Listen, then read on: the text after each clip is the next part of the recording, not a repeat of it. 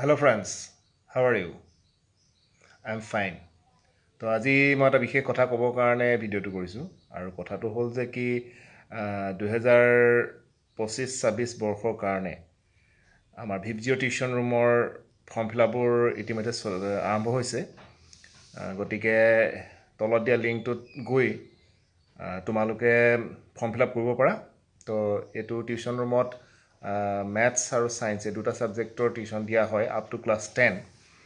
গতিকে যিখিনি interested student আছা তোমালোকে তলৰ লিংকটোত গৈ পেলাই ফৰ্ম ফিলআপ কৰিব পাৰা আৰু ফৰ্ম ফিলআপ কৰাৰ পাছত তোমালোকলৈ এটা মেছেজ আহিব। তো সেই মেছেজটোত তোমালোকৰ কেতিয়া এডমিশ্যন হ'ব কি হ'ব গোটেই ডিটেইলছ থাকিব।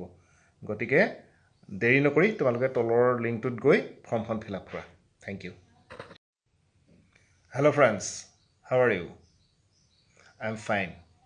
তো আজি মই এটা বিশেষ কথা ক'বৰ কাৰণে ভিডিঅ'টো কৰিছোঁ আৰু কথাটো হ'ল যে কি 2025-26 বৰ্ষৰ কাৰণে আমাৰ ভিপজিঅ' টিউশ্যন ৰুমৰ ফৰ্ম ফিলআপবোৰ ইতিমধ্যে আৰম্ভ হৈছে।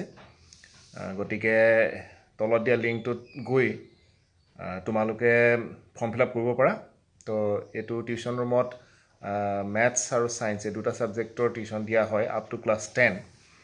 গতিকে যিখিনি ইণ্টাৰেষ্টেড ষ্টুডেণ্ট আছা তোমালোকে তলৰ লিংকটোত গৈ পেলাই ফৰ্ম ফিলআপ কৰিব পাৰা আৰু ফৰ্ম ফিলআপ কৰাৰ পাছত তোমালোকলৈ এটা মেছেজ আহিব।